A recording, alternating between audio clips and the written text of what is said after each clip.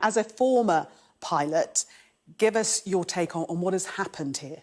It's an amazing bit of footage, isn't it, for the 21st century. The US claimed that a couple of Russian jets have downed one of their $32 million drones. The Russians denied any involvement. But earlier today, the Americans released video footage of this. It's taken a while because they have to strip it of all of the sensitive information. There's normally loads of overlays on there. But it's pretty clear what's happened from that video footage. There were two passes by the Russian aircraft shown here. The first one, they're jumping fuel. The first one gets very close to the drone, but actually seems to miss it, and actually not. You can see it's running up. The propeller is at the rear of the drone here. And then the second aircraft, might have been the same aircraft or its wingman, has another go at attacking it. This time gets much closer to the drone and actually impacts the propeller. If we look at a couple of stills, though, from this transaction, the first one is it's just on the attack where the Russian aircraft is starting to release some fuel. Now, normally you have a fuel dump system. If you have an emergency, you need to lower your weight before you land the aircraft. This is not, the Russian pilots aren't doing it for that reason. They're trying to use fuel as a weapon here, and they're trying to completely douse the drone, particularly the engine at the back, with aviation fuel, which will either blow up or cause the engine to fail. And that's why they're trying to get so close to it. If we look at the second image, though, close up, this is just before the impact.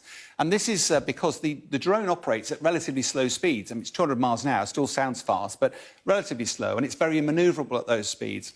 Most military jets, this jet will operate normally up to 8 times as fast as that, and it's really not comfortable at those slow speeds. It wallows through the sky.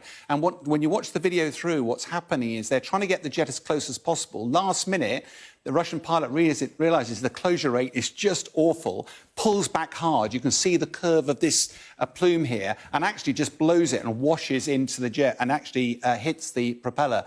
The propellers on these drones are really fragile. If they're taken out, the drone goes down. Almost certainly damage the Russian aircraft as well, but of course, we'll probably not ever hear any more about that. So is this definitely an accident or incompetence? Well, I think the first thing is that this happened in international airspace. It shouldn't actually have happened at all. Routinely, Russian aircraft come and enter UK airspace. We go and intercept them very professionally, but we don't shoot them down as soon as they come in. Almost certainly the Russians were not planning to shoot down if they wanted to do that, they'd have used bullets and just taken it out. Almost certainly they were messing around with it, and Russian incompetence led to the challenge. So I think the attention at the moment will turn to the recovery of this drone. We don't know exactly where it went down, but it was in the Black Sea, probably relatively close to Crimea, and that's the backyard of the Russians. The Americans would be concerned about any sensitive material that went on, but almost certainly this incident wasn't a provocation by the Americans. It was almost certainly an act of incompetence by a Russian pilot. They don't get that much training. They don't get that many hours. The challenge, of course, with such tensions in the region, these accidents can have unintended consequences and really could lead to an escalation in this conflict.